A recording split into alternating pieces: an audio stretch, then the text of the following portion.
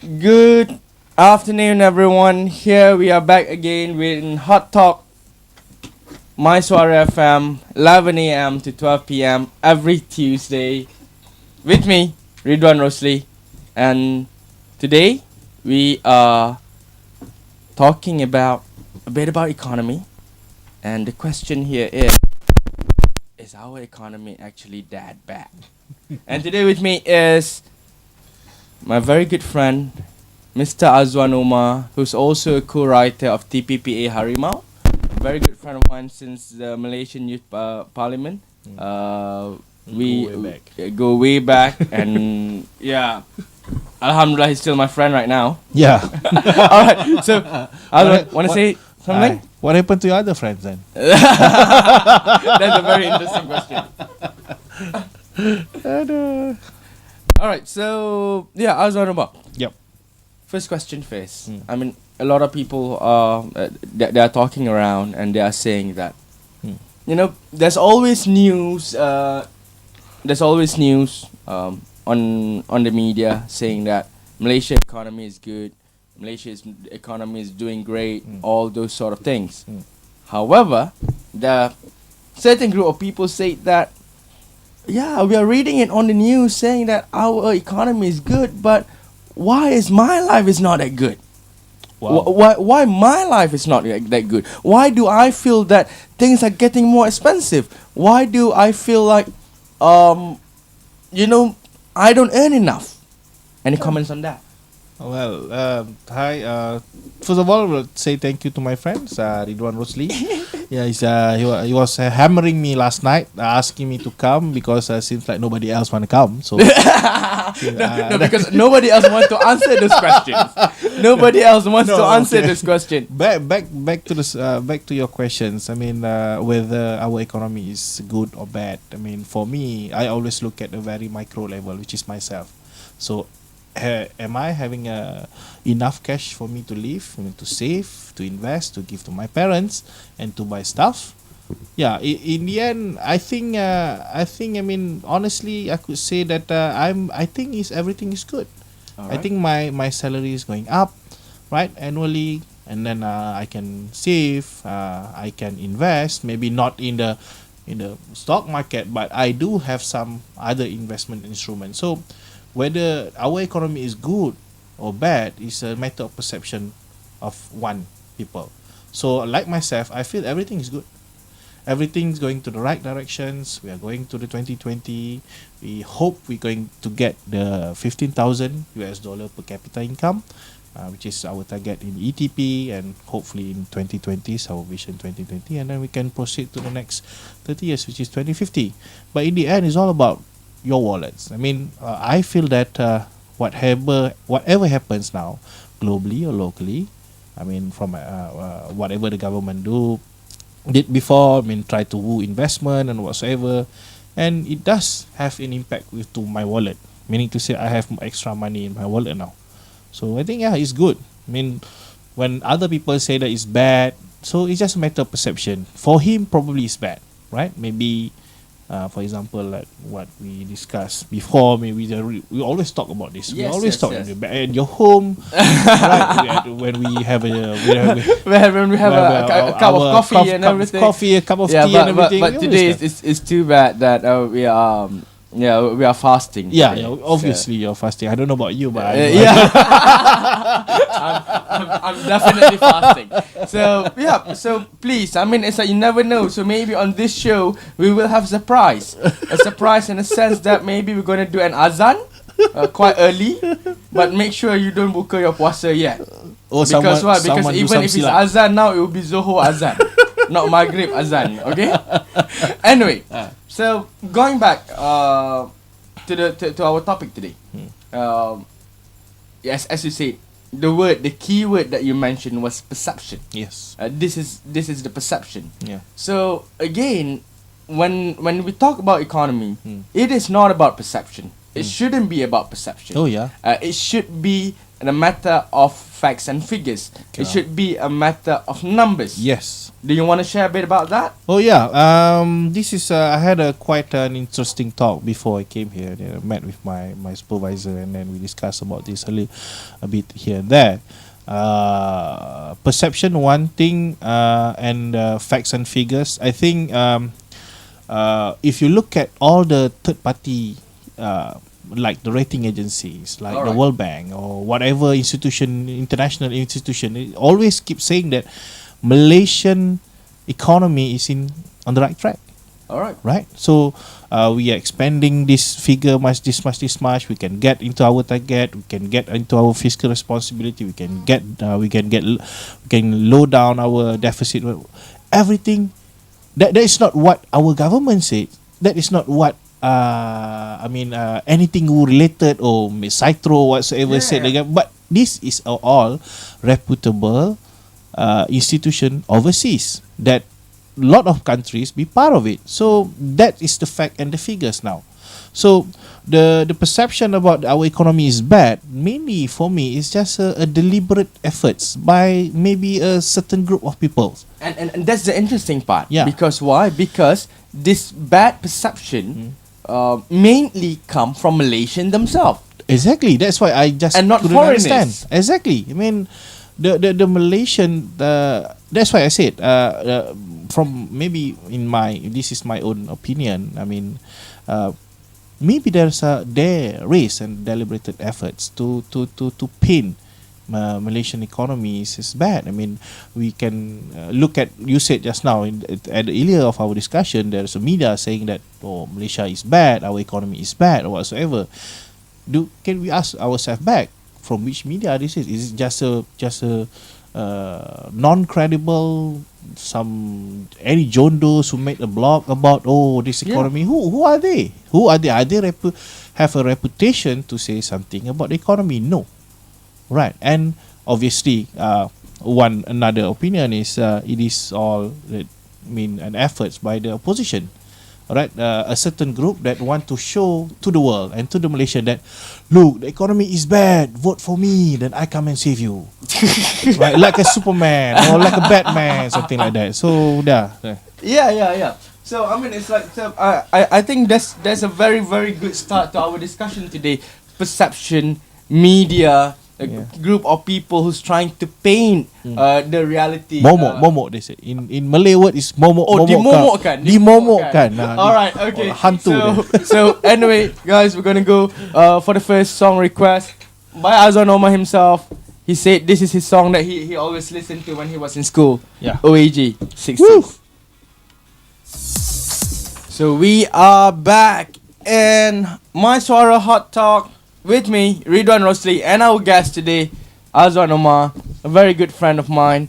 He, to a lot of people, he's like an open Wikipedia sort of. Walking Wikipedia. No, you know why do I say Wikipedia, not encyclopedia? Why? Because why? Because you can edit it. So and then we got Valentine who said that Roy and Wan nak tuju lagu. Yes, please. But anyway, we're going to go back to our discussion when it comes to, is our economy really that bad or actually bad? So, Roy. Yep. For me, it's like the way I look at this. I mean, one way that I want to share my opinion. Yeah. When it comes to the micro level, one thing is, I'll give you a very simple example. The way I look at it is fast food. For example, KFC and McDonald's. Yeah. It used to be sort of like a fancy. Yeah. KFC and McDonald's. Not everyone can afford to go to KFC and McDonald's. But these days, a lot of people wants to go to KFC and McDonald's and say that, that's quite reasonable. Rather than I go to some other places, because some people say sometimes even if I go to Mama and eat like a rice of a plate of rice with a few lau and all, it's going to cost me a lot more than a burger in McDonald's or in KFC. But that's one way looking at, I mean, how much things has become more expensive. But at the same time, maybe because of economy of scale, then there are certain things which is used to be quite so-called expensive, Yeah. now it's something which is reasonable. Yeah. And the same thing also happened to cars. Oh, yeah. More and more people can afford good cars, luxury cars, or even like supercars. And we are saying that our tax is super high, is superbly high, Yeah. and the price of cars are ridiculous. But more and more people are driving these cars. Imagine, I mean, if the cars in Malaysia is the same price as the one in the US, in Australia, or in the UK, I think everyone would be driving a Lamborghini. or even our Uber would be like, all of the, we don't have Uber Black. The Uber Black is only Rolls Royce and Bentley. Yeah. Yeah. And all the normal Uber would be BMW and Mercedes. So and Evo. yeah, or maybe Evo. So, yeah. Anyway, what do you think about it? I mean, that is my personal experience. Because Yeah. why? Because as you said, it's all about perceptions. But economy is not about perception. It's about facts and figures. And obviously, we can't make everyone happy, and we can't make everyone rich at the same time. True. Okay.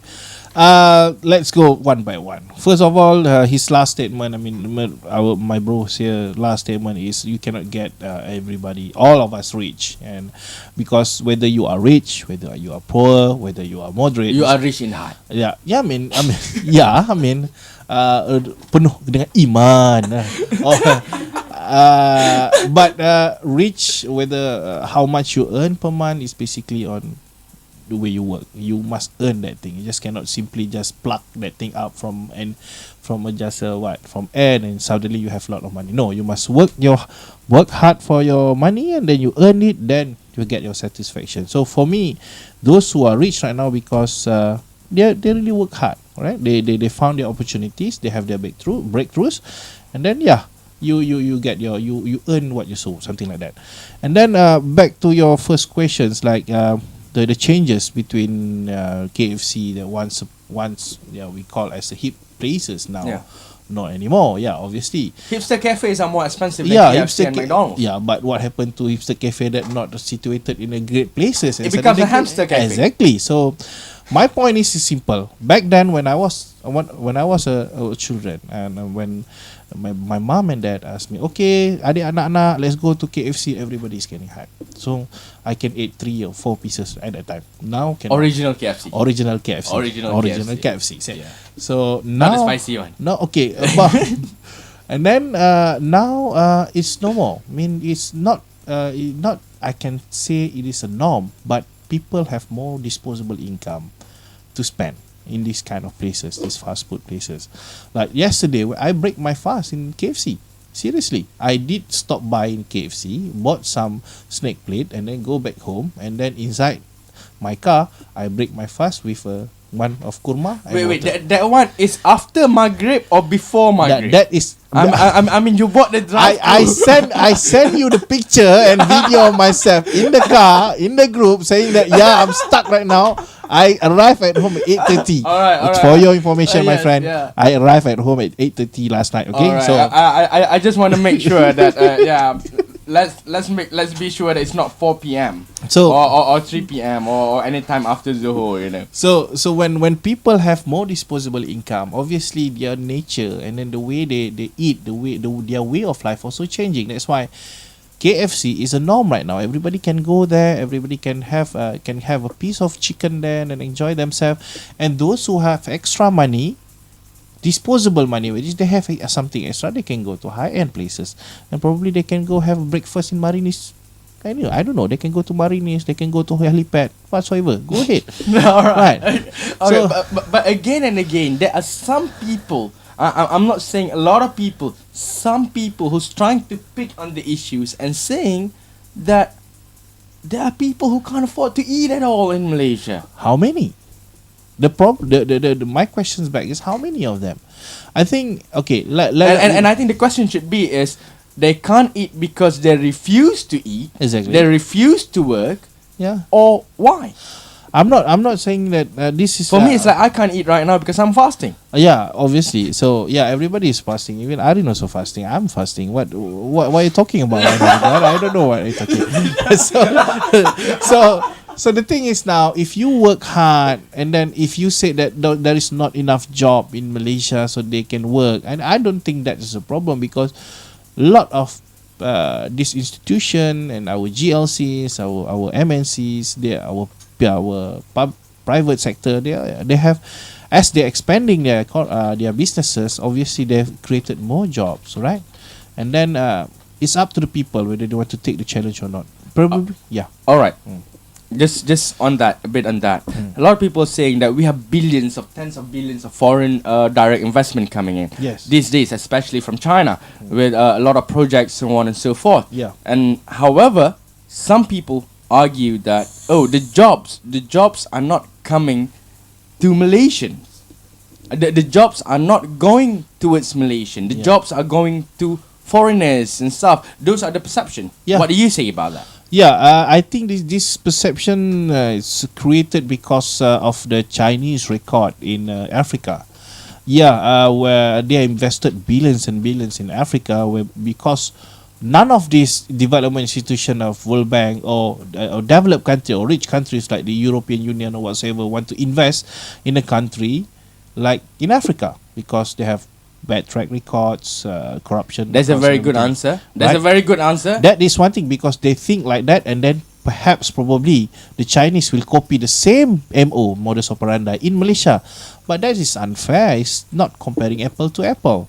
Malaysia has a better rule of law. We have better judicial system. We have quite stable environment when it comes to businesses. So these are all parameters that we need to look on before we pass that kind of judgment. And I don't think our government is stupid enough just to give this job without any because the government always said that whatever that benefits the rakyat, will give the opportunity.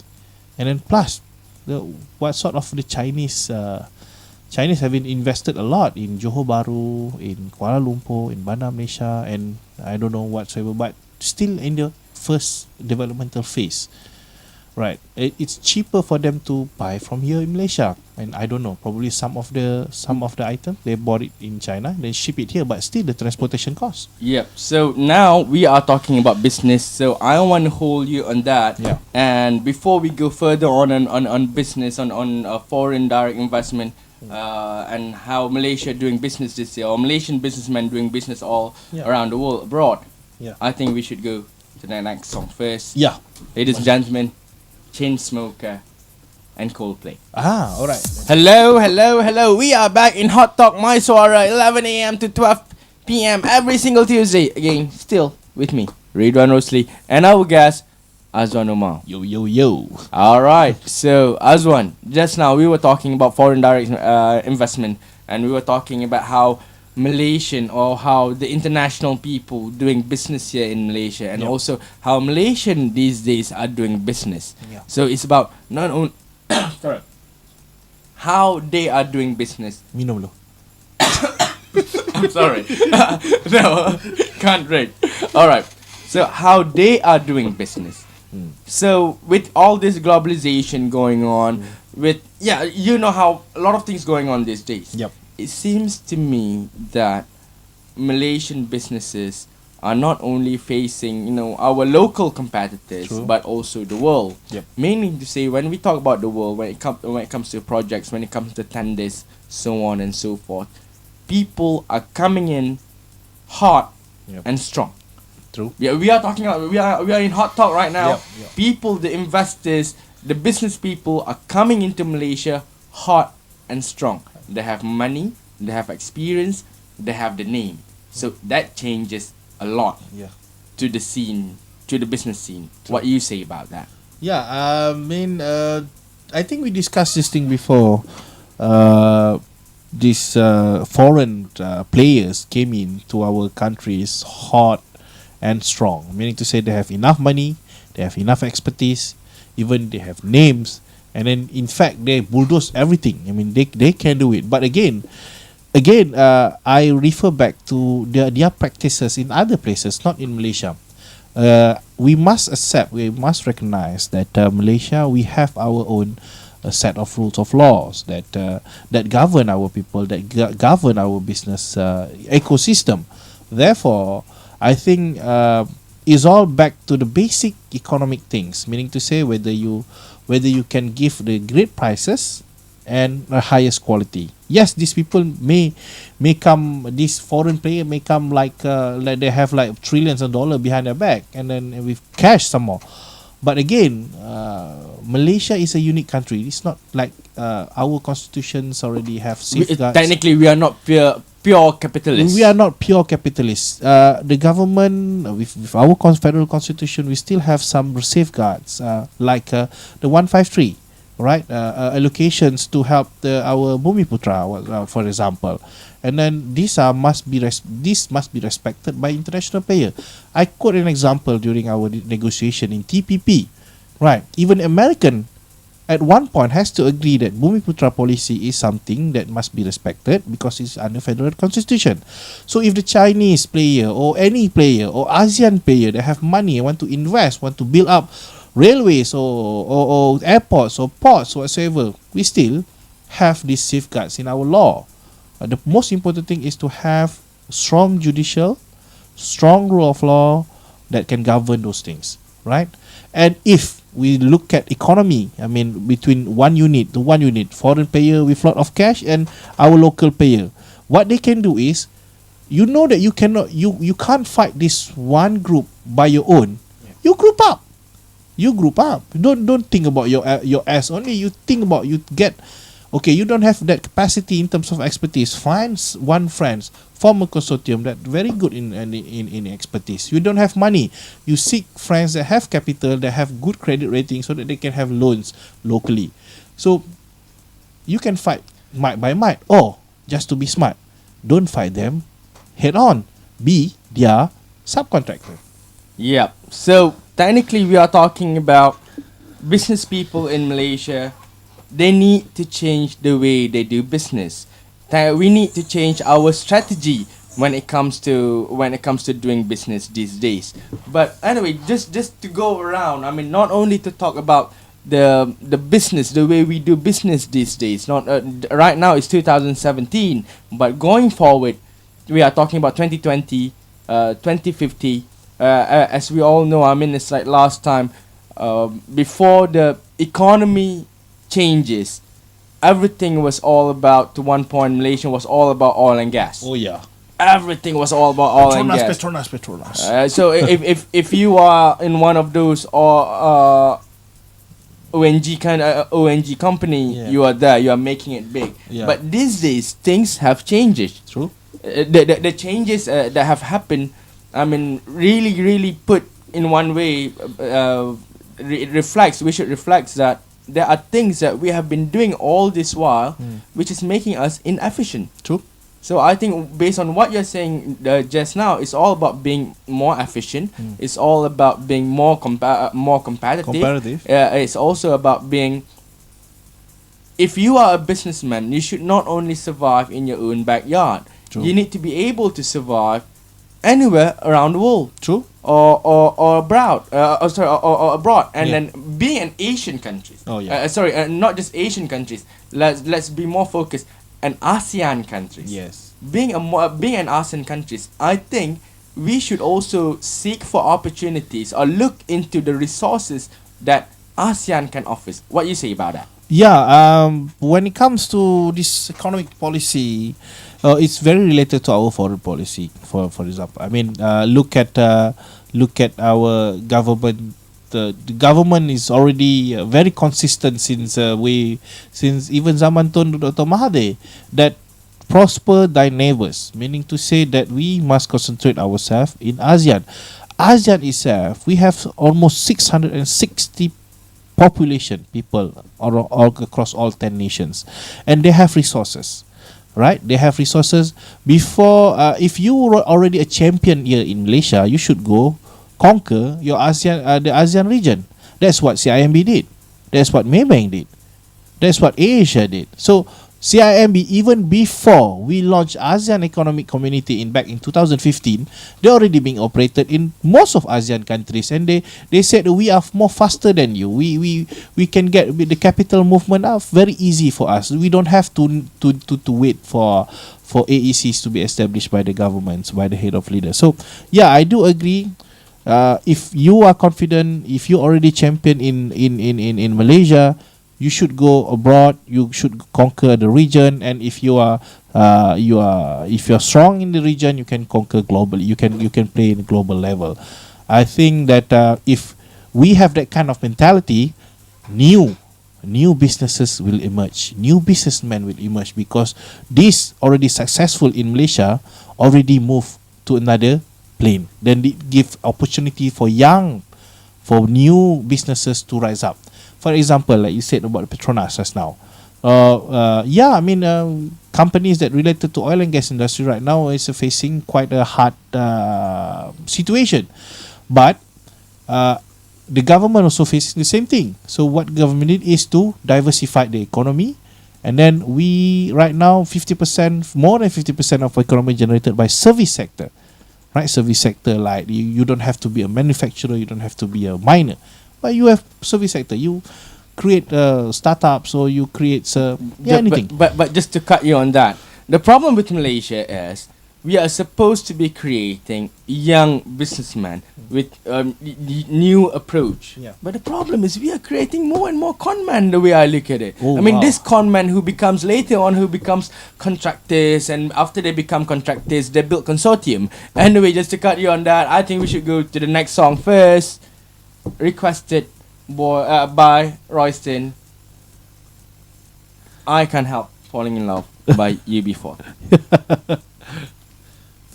Hello everyone, we are still in Hot Talk Mysuara with me, Ridhwan, Rosli, and also our guest for today, Azwan, Omar. Yep. Talking about, is Malaysia economy actually that bad? Yeah. Yeah, no, I don't think so. I don't think so. I mean, it's like we have touched on a lot of things. We have touched on perception. We have touched on the foreign direct investment. We have touched on how we should do business these days. May I add up Yes. one thing? I mean, is our economy that bad?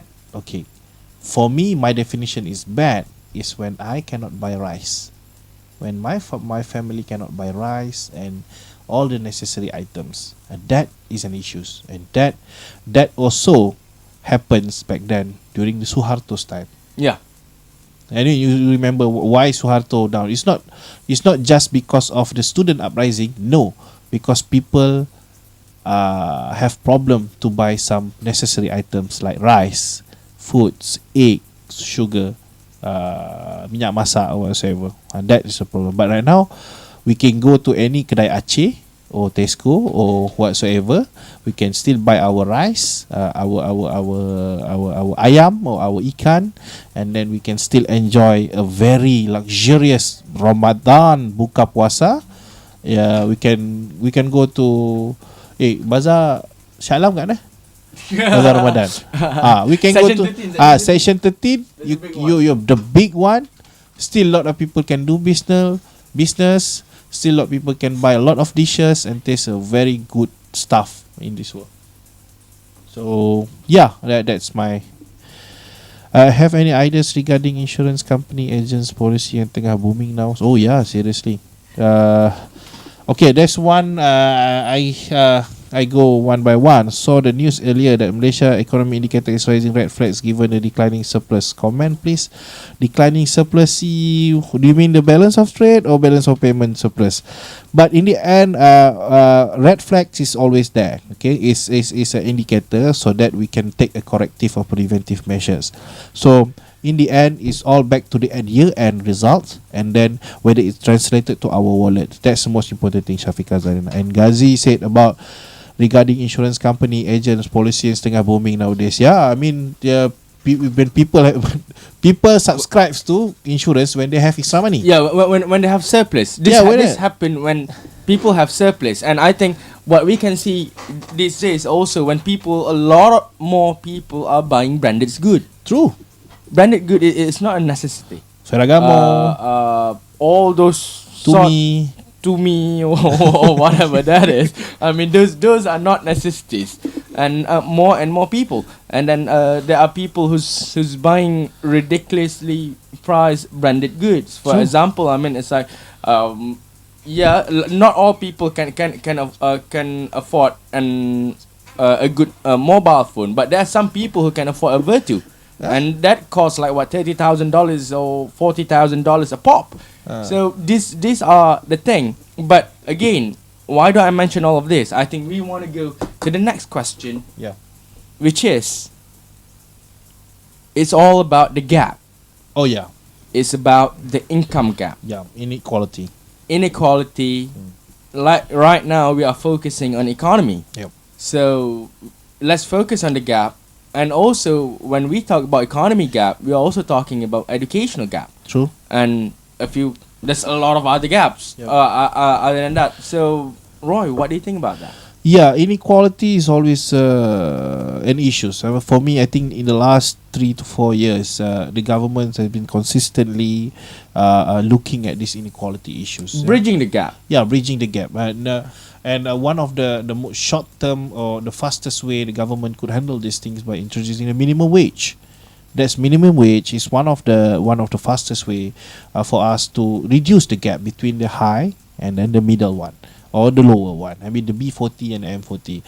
But again, another subjects that we should look at onto right now is the ratios between the GDP and wages. Right now we are not there yet when it comes to total wages of all in the world in Malaysia against the GDP. Our GDP is already 1.4 trillion Malaysian ringgit. So to get up to 600 billions or so is very hard. So one thing is introducing a minimum wage policy.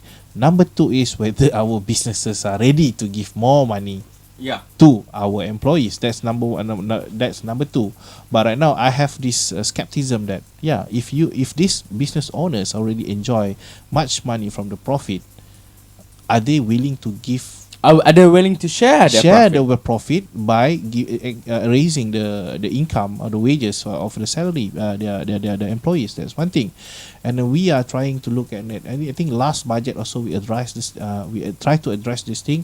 I believe this current budget, the new budget 2018, also we will look at on this thing again. And then hopefully we try to find an amicable solution for that. And number two is about education. So I do agree. Education is the silver bullets.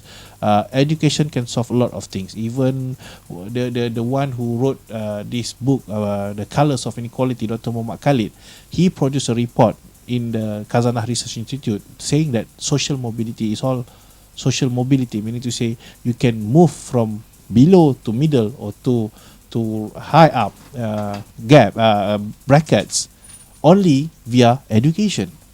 So I think education's already been quite what should I say, quite universal until sekolah menengah.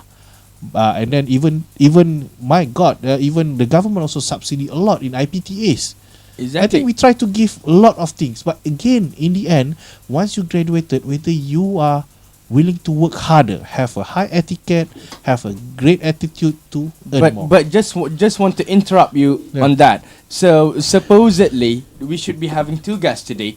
However, only Mr. Azwan could show up, and Dr. Sufyan couldn't make it. And Dr. Sufyan did a research on IQ, and he did a research in Malaysia on IQ. And also when it comes to income distribution, when it comes to wealth, meaning to say that based on his, I think it would be great if he could be here today. And it was produced in a couple of high impact journals. His writing. So the conclusion that I got from him was that there are some people, if you come from a great or a good family, that have from where there are from a high income, good IQs, used to be leaders or also government servant and everything. There's a more higher chance for you first to be smarter. True. And second to make it in life. Oh yeah. I mean, So it goes back to maybe it's not only about the education that you get, but education that we give to whom. I see. So of course those things are arguable and it is also debatable.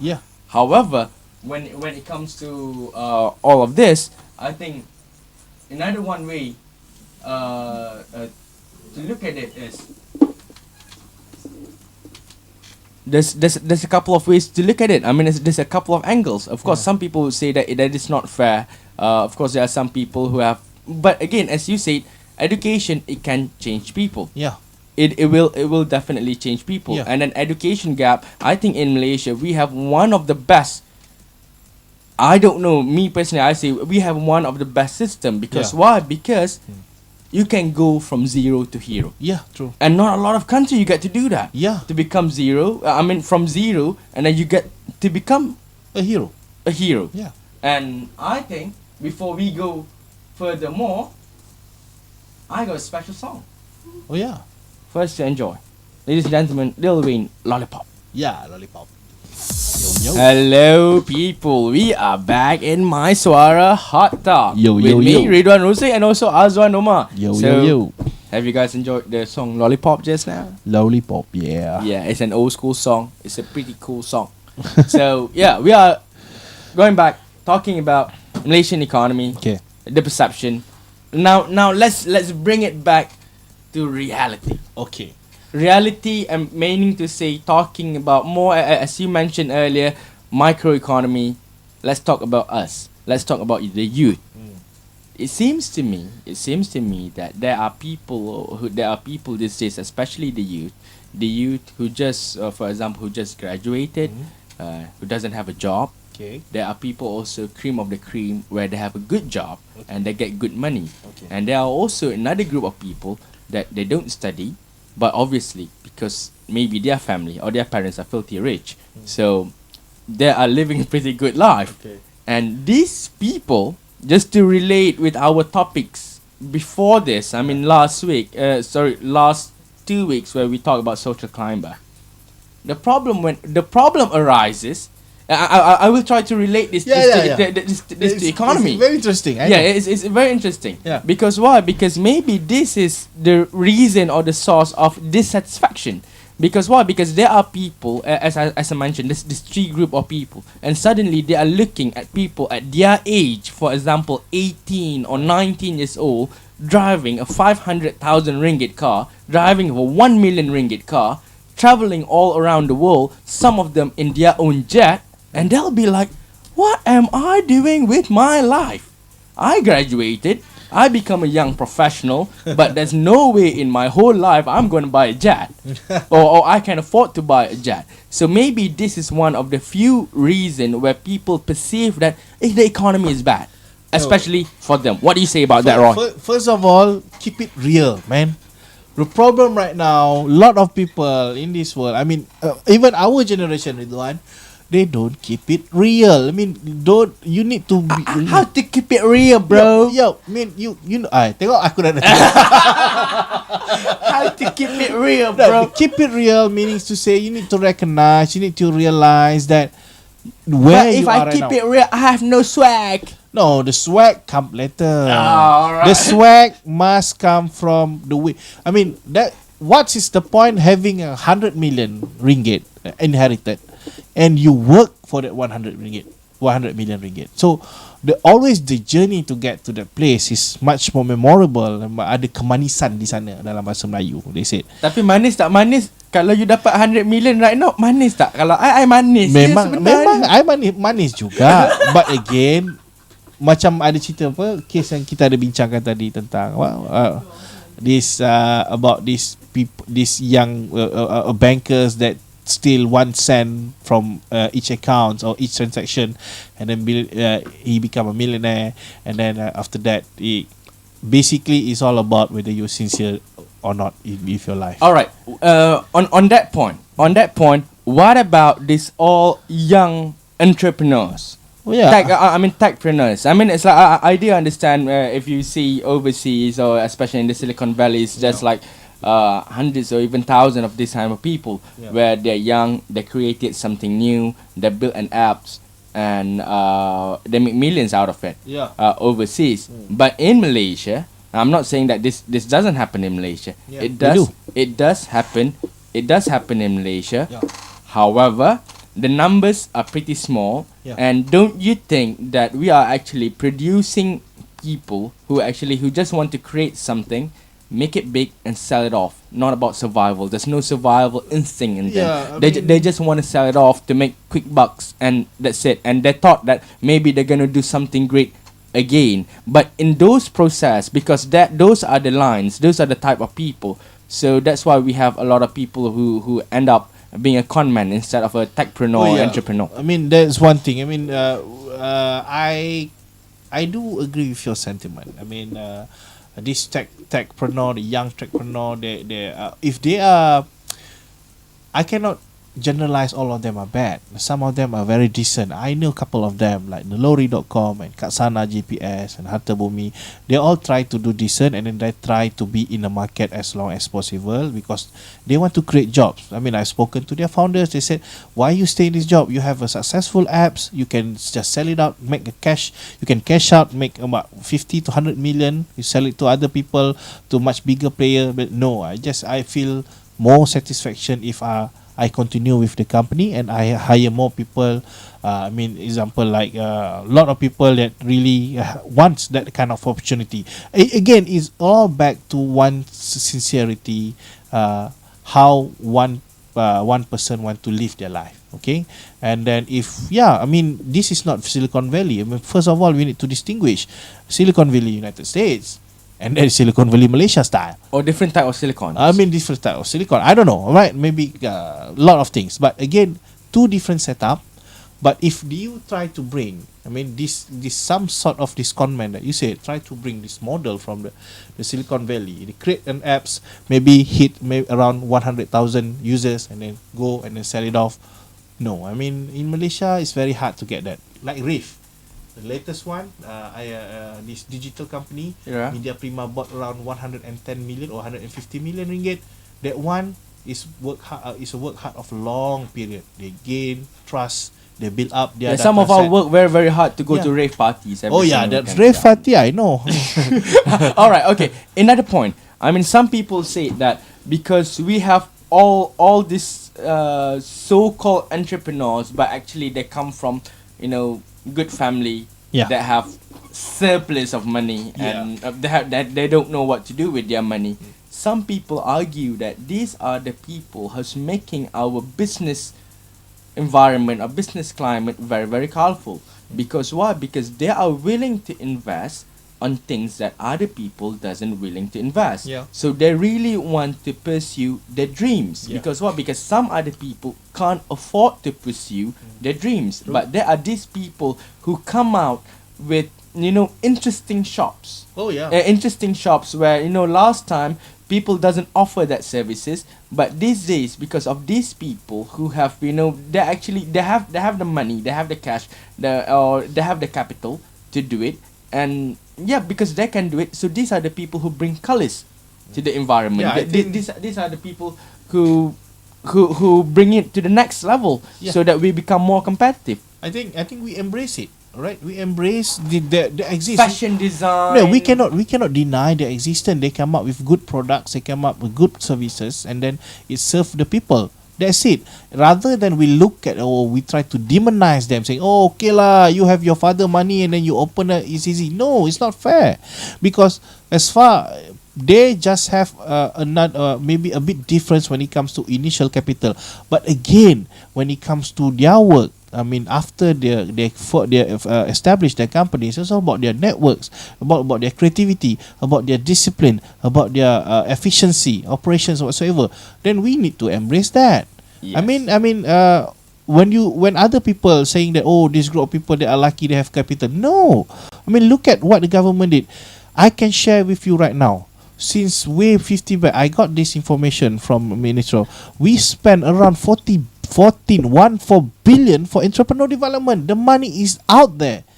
The problem is none of these so-called young entrepreneurs want to tap the money fund ready by put up by the government. But maybe because their attitude is show me the money. Yeah. Their attitude is show me the money. I don't want to go and search for the money. Show me the money. Well, that just makes you not like these people. Again, I believe this the one that the specific group that have capital in the first place, where they came from good families whatsoever. if they already established themselves and they want to go bigger, they want to upscale, right? I think any father also, they can give one time only assistance, but the rest is up to them. Yeah. These people, they already have initial capital right now, seeking funding from other banks, grants whatsoever. That's why they got it. That's why they become richer. Because the new one, they don't want to find the money in the first place. Oh, then they complaining it's very hard lah, it's government lah, it's bureaucratic lah, so it's so hard to fill form lah. You have to submit 3 years of financial model whatsoever. So, Alright. but again, this is, if you want to read, you get it. You earn what you sow, something like that. I think You reap what you sow. Okay. I think we're gonna stop on that and go to the next song. Although this is a very, very special moment in Hot Talk, because why? Because we're gonna play you sort of like a Malay song. Yeah. But that's alright. Enjoy. Joy. We are back in Hot Talk, Mysuara, in like the last slot. Yeah. And today with me is Mr. Azwan Omar. Yo, And yo. we have talked about a lot of things. We have talked about the economy. We have talked about the perception. We have talked about businesses, opinions, so Con on man. and so forth. Con man, on how you can be rich in a week. Yeah. No, actually, I'm just kidding. You can't be rich in a week, except if you go and gamble. Yeah, And- and sell some illegals. Yeah, so. or do illegals businesses. But let's not talk about that on radio. So anyway, Roy. Yeah. I was being told that you just came back from Berlin a couple of months ago, and you were there to do your intern in the Berlin Parliament, Yeah. and also you were attached to an organization that do sort of business over there. Yeah. So, do you mind sharing a bit the differences, or how they do business things, or how they do things in Germany compared to Malaysia, and also the perception of the Germans when it comes towards Malaysia, especially when it comes to economy? Yeah, this is quite interesting. It's the first ever questions about the differences from my friends. I think there are a lot of differences. Okay, a lot of differences. I pick a small one. Okay, the easiest one. Example. In Germans, they don't ask requests for azan. No, I went to a Turkish mosque there for your Alright, information. okay. All right, and then I had Salat Jumaat at the UAE embassy. Then okay, fine.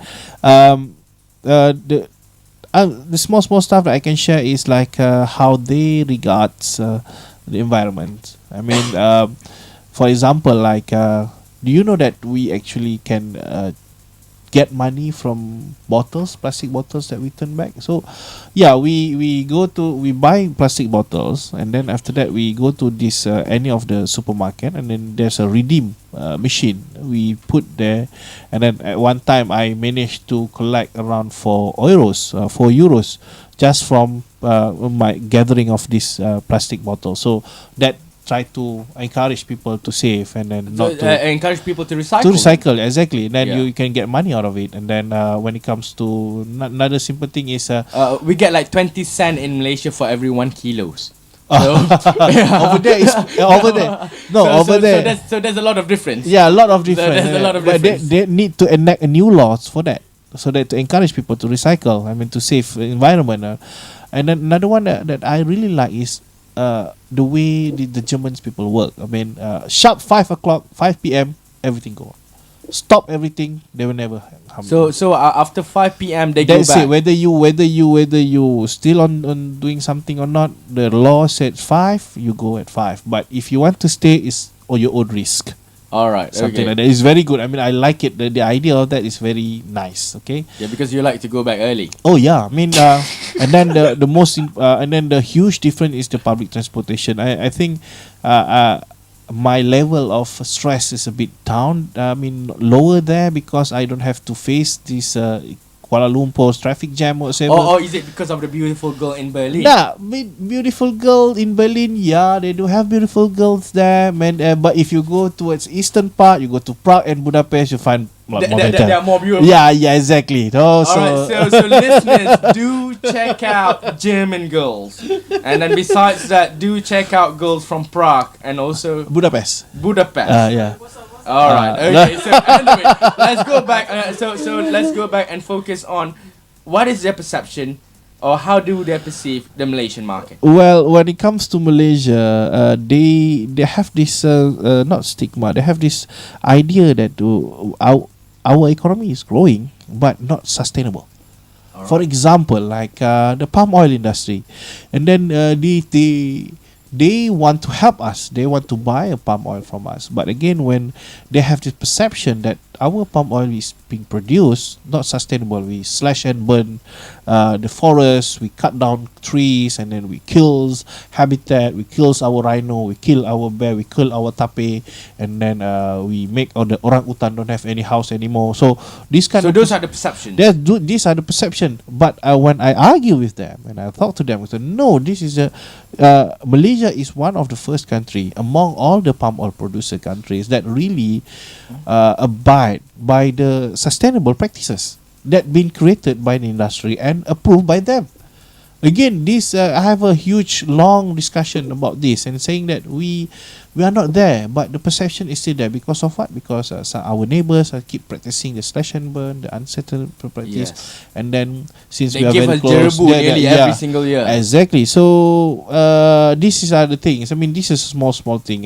The rest, our Prime Minister visited Berlin in last year September, and then they have a good chat between him and Merkel. So yeah, I think it's good. I mean, they have quite. They think that Malaysians are good when it comes to works. I mean, we work fast. They have the idea that we work very fast, and then the quality of our deliverables so good. It's just other stuff like they don't understand. Most of them don't understand what is Muslim, what is Islam. So I have to explain to them. So when I want to go for Solat Jumaah, for example, so I have to explain to them.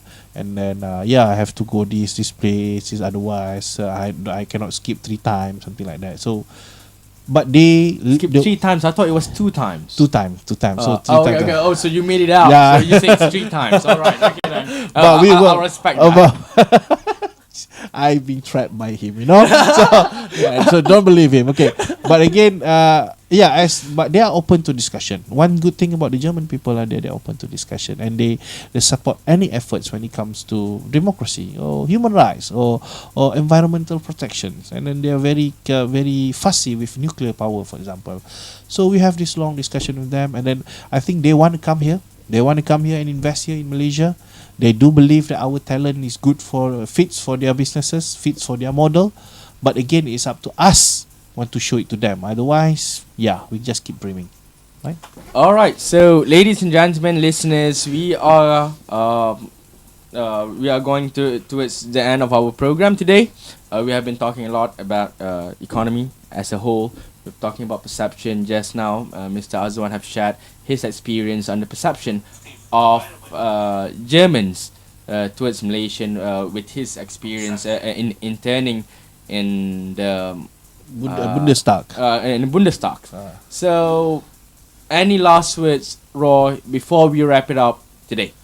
Okay.